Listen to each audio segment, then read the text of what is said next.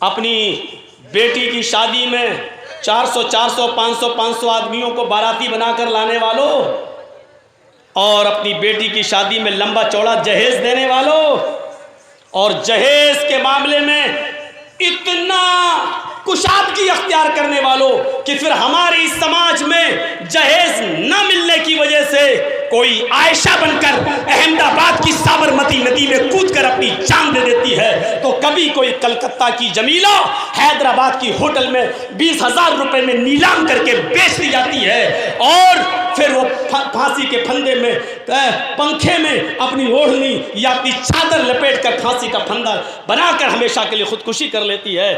اس میں بھی سماج کا ایک بہت بڑا رول ہے، اور سماج ایک بہت حد تک ذمہ دار ہے۔ ہم ہی لوگوں میں سے پھر ایسی لڑکیاں پیدا ہوتی ہیں۔ تو کہا جب شرعی معاملوں میں اور دینی کام کے اندر جب فضول خرچی جائز نہیں ہے، لمٹ سے باہر جب آپ ان کو بھی نہیں دے سکتے ہو، تو آتش بازی چلانا، پھلجھڑیاں جلانا، اور بارات کے موقع پر بندوق کی گولیاں بیکار کرنا اور اس میں اپنا پیسہ برباد کرنا، اور لڑکی والے کے یہاں لڑکی والے کو اختیار ہی نہیں، پاور ہی نہیں ہے کہ وہ باراتیوں کو استقبال کرے، سواگت کرے، ان کو کھلائے۔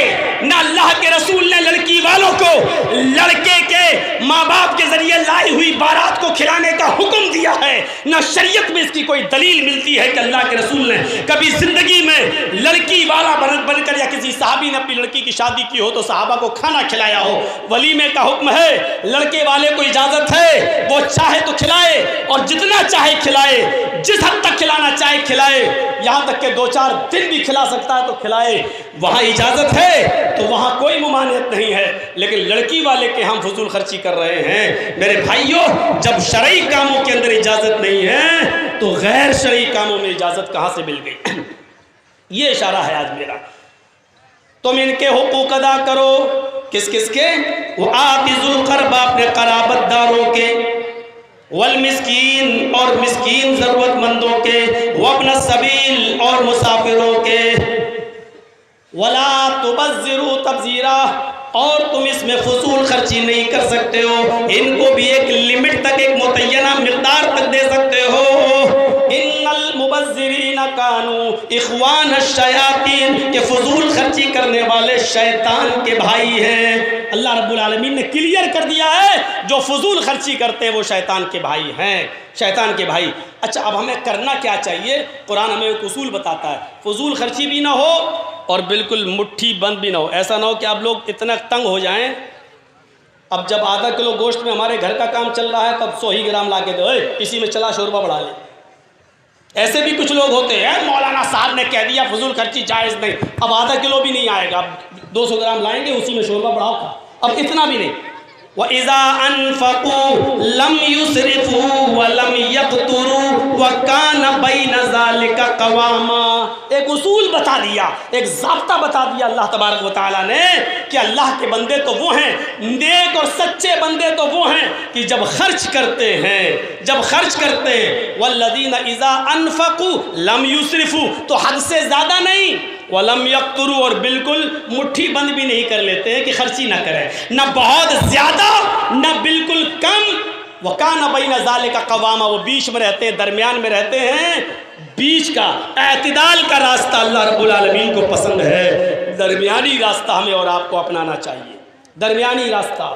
آئیے میں چند واقعات کی طرف آپ کو لانا چاہتا ہوں، اس سے ہم اور آپ اندازہ لگا سکتے ہیں کہ شریعت کیا ہے، فضول خرچی کس کو کہہ رہی ہے۔ حضرت کعب ابن مالک رضی اللہ تعالیٰ عنہ کے بارے میں ہم اور آپ سب ان سے باخبر ہیں۔ غزوہ تبوک میں جب شرکت نہ کر سکے اور اللہ کے رسول صلی اللہ علیہ وسلم کو اپنی پوری حالت بتا دی کہ میں اس لیے نہیں گیا، سچائی کے ساتھ انہوں نے کام کیا۔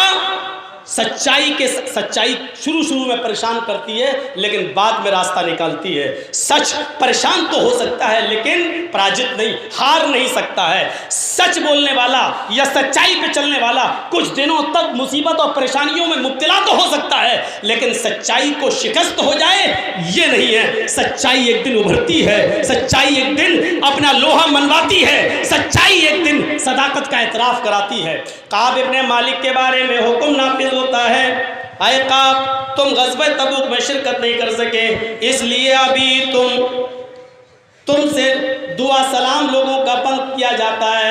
اے لوگوں تم قاب ابن مالک سے دعا سلام نہیں کرو گے۔ قاب ابن مالک سے بات چیت بند۔ ایک مہینہ گزر گیا، ایک دوسرا حکم قاب ابن مالک کے اوپر نافذ ہوتا ہے۔ اے قاب ابن مالک تمہارے لیے مسجد کے سارے دروازے بند، جب تک اللہ رب العالمین تمہارا کوئی فیصلہ نہیں کرے گا اور تمہاری توبہ قبول نہیں کر لیتا ہے تب تک تم مسجد کے اندر بھی نماز پڑھنے کے لیے نہیں آ سکتے ہو۔ مسجد کے دروازے بند۔ قاب ابن مالک اپنی نمازیں مسجد کے بجائے اپنے گھر میں ادا کر رہے ہیں۔ کبھی کبھی وہ بازار جاتے ہیں، لوگوں سے پوچھتے ہیں کیا میرے بارے میں کوئی حکم نافذ ہوا ہے، نازل ہوا ہے؟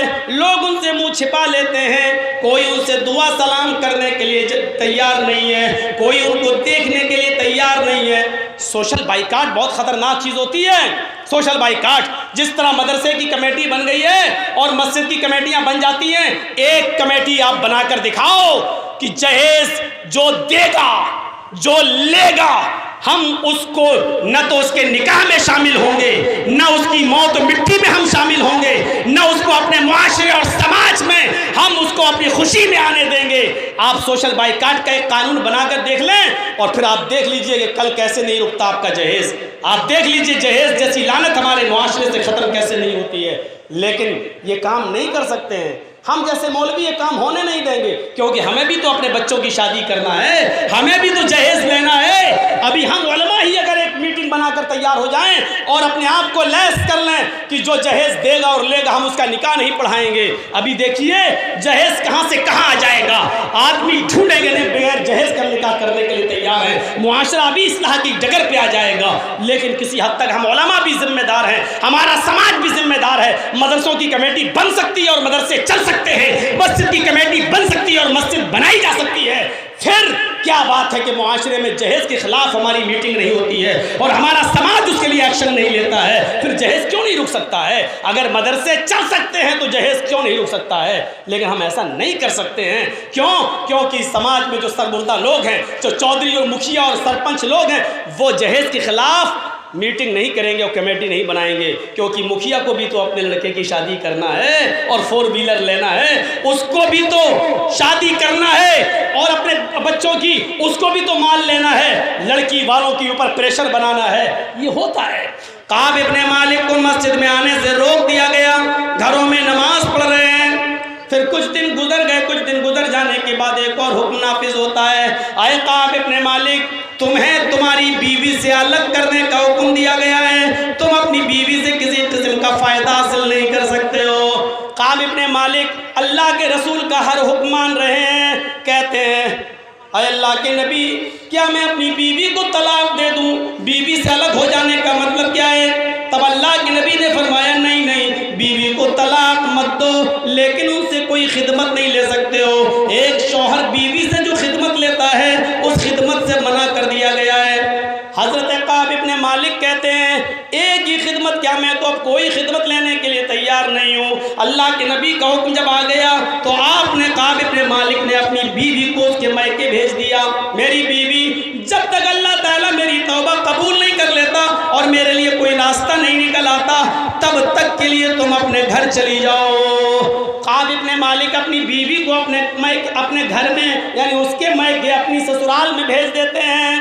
50 دن کا عرصہ اسی واک آؤٹ میں گزر جاتا ہے۔ 50 دن حضرت قاب ابن مالک نے اسی پوزیشن میں گزارے۔ جو بتانا ہے وہ یہ کہ 50 دن کے بعد جب ان کی توبہ قبول ہوتی ہے اور ایک صحابی رسول قاب ابن مالک کو خوشخبری سناتے ہیں کہ مجھے اللہ کے رسول نے بھیجا ہے، فجر کی نماز کے بعد یہ صحابی رسول آتے ہیں اور قاب ابن مالک سے کہتے ہیں اللہ کے نبی نے مجھے آپ کے پاس بھیجا ہے، اللہ تعالیٰ نے آپ کی توبہ کو قبول کر لیا ہے، اب آپ مسجد میں آ سکتے ہیں، جا سکتے ہیں اور لوگوں سے دعا سلام آپ کا چالو ہے۔ قاب ابن مالک نے جب یہ سنا تو دوڑتے ہوئے اور بھاگتے ہوئے مسجد کی طرف جاتے ہیں۔ اللہ کے نبی صلی اللہ علیہ وسلم ان کے صحابہ کرام کے پاس بیٹھے ہوئے تھے۔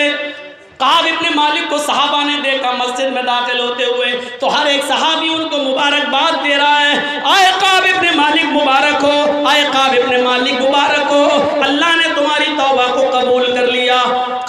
مالک سب کی مبارکباد قبول کر رہے ہیں، لیکن اللہ کے رسول سے ملاقات کے لیے جانا چاہتے ہیں، لیکن لوگ اتنے ہیں، اتنے گھیرے ہوئے ہیں، وہ ان سے ہاتھ ملا رہے ہیں، وہ ان سے ہاتھ۔ کافی دیر کے بعد وہ اللہ کے نبی کے پاس پہنچتے ہیں۔ اللہ کے نبی، کیا یہ جو ہو رہا ہے میں نے جو سنا ہے اور صحابہ کرام جو مجھ سے کہہ رہے ہیں کیا یہ صحیح ہے؟ اللہ کے نبی نے فرمایا ہاں اے کعب، اللہ نے تمہاری توبہ کو قبول کر لیا ہے اور آج کے بعد تم لوگوں سے مل سکتے ہو، دعا سلام تمہارا جاری، اور اپنی بیوی کو تم بلا سکتے ہو۔ آج کے بعد تمہاری بیوی ہے، ہر قسم کی خدمت تم اپنی بیوی سے لے سکتے ہو۔ کعب ابن مالک مسکراتے ہیں، اور جانتے ہو یہاں کعب ابن مالک کیا کہتے ہیں؟ اٹھائیے بخاری اور دیکھیے کعب ابن مالک نے کیا کہا۔ اے اللہ کے رسول، آج آپ نے مجھے جو خوشخبری سنائی ہے، اس خوشخبری کا تقاضا یہ ہے، اس خوشخبری کا تقاضا یہ ہے کہ میرے پاس جتنی بھی دولت ہے، میرے پاس جتنی بھی زمین ہے، میرے پاس جتنی بھی جائیداد ہے، میرے پاس جتنی بھی چیزیں ہیں، آج میں ساری زمین و جائیداد کو، ساری بلڈنگوں کو، جن جن چیزوں کا میں مالک ہوں، ساری چیزوں کو میں اللہ کی راہ میں فی سبیل اللہ میں خرچ کر رہا ہوں، سب اللہ کی راہ میں لٹا رہا ہوں۔ میں نے ساری چیزوں کو اللہ رب العالمین کی راہ میں لٹا دیا ہے، میں خرچ کرنا چاہتا ہوں۔ میری توبہ کا تقاضا یہ کہتا ہے کہ ساری چیزیں میں صدقہ و خیرات کر دوں۔ اے اللہ کے رسول، آپ گواہ رہیے، میں ساری چیزیں اللہ کو فی سبیل اللہ دے رہا ہوں، آج سے میرے پاس کچھ میرا نہیں ہے۔ جیسے ہی کعب ابن مالک نے سب کچھ اللہ کی راہ میں لٹایا، اچھا کام تھا، دین کے لیے دے رہے تھے، فی سبیل اللہ دے رہے تھے، لیکن اللہ کے رسول کہتے ہیں اے کعب تم ایسا نہیں کر سکتے، تمہارے لیے جائز نہیں ہے کہ تم ساری کی ساری دولت اور ساری کی ساری ملکیت تم اللہ کی راہ میں لٹا دو اور خود سڑک پہ آ جاؤ، تم ایسا نہیں کر سکتے۔ بخاری کے صفحات پر یہ منظر دیکھا جا سکتا ہے۔ اللہ کے رسول نے حضرت کعب ابن مالک کو روک دیا۔ یہ واقعہ ہمیں بتلا رہا ہے۔ مولانا شمیم صاحب تو غصہ ہو رہے ہوں گے، جرجیس صاحب تو کہہ رہے ہیں کہ سارا کا سارا خرچ نہیں کر سکتے ہیں، تو جلسہ ہی ہو رہا ہے اس لیے کہ ہم ان کی جیب سے لیں، اور مولانا کہہ رہے ہیں ایک متعینہ مقدار، میں آپ سے نہیں کہہ رہا ہوں اپنا گھر بیچ کے دے دیجئے، میں آپ سے نہیں کہہ رہا ہوں کہ آپ اپنی گاڑی بیچ کے دیجئے، آپ کا جو حق بنتا ہے، جو استطاعت ہے، جو حیثیت ہے، اس کے مطابق لائیے اور دیجئے، ہم آپ کو گھر بیچنے کا مشورہ نہیں دیں گے۔ حضرت کعب ابن مالک کو بھی اللہ کے رسول نے کیا کہا؟ اے کعب تم ایسا نہیں کر سکتے، ایسا نہیں کر سکتے۔ شرعی کام میں فضول خرچی جائز نہیں ہے، غیر شرعی کام میں فضول خرچی کی اجازت کہاں سے مل جائے گی؟ ایک واقعہ اور ہم آپ کو دکھاتے ہیں، اس سے بہت کچھ آپ سمجھ لیں گے۔ بخاری شریف کتاب الوصایا کے الفاظ ہیں، آپ دیکھیے گا۔ حضرت سعد ابن ابی وقاص بہت بیمار ہوئے، مرض الموت میں مبتلا ہو گئے۔ اللہ کے رسول صلی اللہ علیہ وسلم ان کی عیادت کے لیے گئے۔ بخاری شریف کا واقعہ ہے، حضرت سعد ابن ابی وقاص بہت بیمار ہوئے، اللہ کے نبی صلی اللہ علیہ وسلم ان کی عیادت کے لیے گئے۔ سعد ابن ابی وقاص نے اللہ کے رسول کا ہاتھ پکڑ لیا، اللہ کے نبی صلی اللہ علیہ وسلم نے ان کی عیادت کی، ان کو تسلی دی، ان کو لا الہ الا اللہ پڑھنے کی تلقین کی، بہت سے مفید مشوروں سے نوازا، اور اس کے بعد وہاں سے جب چلنے لگے کہ اللہ تمہیں شفا دے، اللہم اشفی انت شافی لا شفا الا شفاؤک شفاء لا یغادر سقما، دعا دی، اور وہاں سے اٹھ کے جب چلنے لگے تو سعد ابن ابی وقاص نے اللہ کے رسول کا یہ ہاتھ تھا، یہ پکڑ لیا اور کہا بیٹھیے۔ اللہ کے نبی بیٹھ گئے۔ سعد ابن ابی وقاص کہتے ہیں سنو، جو چیز میں بتانے جا رہا ہوں اس کے لیے مجھے اپنی اسپیڈ کو کم کرنا پڑا ہے، کیونکہ یہ چیز آپ کے ذہن میں اتارنا چاہتا ہوں۔ حضرت سعد ابن ابی وقاص کہتے ہیں اے اللہ کے رسول، میری ایک ہی بیٹی ہے، جس گھر میں میں ہوں یہ میرا گھر ہے، اس گھر کے بغل میں جو زمین پڑی ہے وہ میری ہے، فلاں فلاں بستی میں میرے باغ ہیں دو، وہ باغ بھی میرے ہیں۔ اے اللہ کے رسول، اس بیماری میں کسی کا بچنا بہت مشکل ہوتا ہے، میں اپنی آخری بیماری کی آخری اسٹیج پر ہوں، اور جب تک اللہ مجھے زندگی دے رہا ہے میں جیوں گا، لیکن میں آپ سے جو پوچھنا چاہتا ہوں وہ یہ کہ میری ایک ہی بیٹی ہے اور میں نے اس کا بھی نکاح کر دیا ہے۔ اے اللہ کے رسول، میری ایک ہی بیٹی ہے، میں نے اپنی اس بیٹی کا بھی نکاح کر دیا، وہ بھی پرائے گھر کی ہو گئی، وہ بھی شوہر والی ہو گئی، وہ بھی اپنے سسرال جا چکی ہے۔ اے اللہ کے نبی، میں چاہتا ہوں کہ اپنے آخری وقت کے اندر جس مکان میں میں ہوں، یہ مکان بھی اللہ کی راہ میں غریبوں مسکینوں میں دے دوں۔ اس مکان کے بغل میں جو زمین پڑی ہے میں اس کو بھی اللہ کی راہ میں خرچ کر دوں، اور جو میرے باغات ہیں، جو باغ ہیں، میں ان کو بھی صدقہ کرنا چاہتا ہوں، اللہ کی راہ میں دینا چاہتا ہوں۔ اے اللہ کے نبی، کیا میں ایسا کر سکتا ہوں؟ اگر ایسا جائز ہے تو یہ مکان بھی، یہ زمین بھی، یہ باغات بھی میں اللہ کی راہ میں صدقہ کرنے کے لیے تیار ہوں۔ جیسے ہی سعد ابن ابی وقاص نے یہ کہا، پڑھیے بخاری کتاب الوصایا، اللہ کے نبی نے فوراً ٹوک دیا اور ٹوکتے ہوئے کہا، اے سعد، تم ایسا ہرگز نہیں کر سکتے ہو، تم سارا کا سارا مال اللہ کی راہ میں خرچ نہیں کر سکتے۔ حضرت سعد ابن ابی وقاص کا جواب سنو، اے اللہ کے نبی، ٹھیک ہے، میں سارا کا سارا مال نہیں خرچ کر رہا ہوں، اپنے مال کے 3 حصے کر دیتا ہوں، اپنے مال کو 3 حصوں میں تقسیم کر دیتا ہوں، 2 حصے اللہ کی راہ میں دے دوں اور 1 حصہ روک لوں جو میرے مرنے کے بعد ترکہ بن جائے، میرے رشتہ داروں میں، میری بیٹی وغیرہ میں تقسیم ہو جائے۔ 3 حصوں میں سے 2 حصے کیا میں خرچ کر سکتا ہوں؟ اللہ کے نبی کیا فرماتے ہیں؟ علم حضرات بیٹھے پوچھئے، کتاب الوصایا کے الفاظ، اللہ کے نبی نے کہا، اے سعد، تم اپنے مال کے 3 حصے کر کے 2 حصے بھی اللہ کی راہ میں نہیں دے سکتے ہو۔ مال میرا، لیکن دین کے کام میں بھی نہیں، شرعی کام میں بھی نہیں، 2 حصے بھی نہیں دے سکتے ہو۔ حضرت سعد ابن ابی وقاص کہتے ہیں، اچھا ٹھیک ہے اے اللہ کے رسول، تب ایسا کرتا ہوں، آدھا کر دیتا ہوں، اپنی ملکیت، اپنا مال، اپنی زمین جائیداد آدھے بانٹ دیتا ہوں، آدھا روک لیتا ہوں، آدھا خرچ کر دیتا ہوں، آدھا صدقہ۔ اللہ کے نبی نے فرمایا، اے سعد، تم آدھا بھی نہیں کر سکتے ہو، اپنی زندگی میں آدھے مال کی وصیت بھی نہیں کر سکتے ہو، آدھا بھی نہیں۔ حضرت سعد نے کہا، اے اللہ کے رسول، آدھا بھی نہیں دے سکتا ہوں؟ کہا نہیں، تو ایک کام کرتے ہیں، 3 حصے کر لیتا ہوں، ابھی 2 روک رہا تھا، ابھی 2 دے رہا تھا، 2 دے رہا تھا اور 1 روک رہا تھا، 3 حصے کر کے ایسا کرتا ہوں، 2 روک لیتا ہوں اور 1 کو اللہ کی راہ میں خرچ کر دوں، 1 یعنی 1/3، 1/3، 1/3، 1/3، 3 حصے کر کے 1 کی میں وصیت کر دوں اور 2 کو روک لوں جو میرے مرنے کے بعد ترکہ بن جائے۔ تو اللہ کے رسول نے کیا فرمایا؟ اے سعد، ہاں تم ایسا کر سکتے ہو، 1/3، 1/3 کی تم وصیت کر سکتے ہو، جس کو چاہو اس کو دے سکتے ہو، اور 2 حصے کو روکنا پڑے گا جو تمہارے انتقال کے بعد تمہارے وارثین میں اس تقسیم ہوں گے، تمہارے بیٹے، بیٹیاں، بیوی، بچے سب جوڑے جائیں گے اور یہ مال ان میں تقسیم ہوگا۔ 1/3 کی وصیت کر سکتے ہو، حالانکہ یہ بھی زیادہ ہے، لیکن اگر تم کرنا چاہو تو کر سکتے ہو۔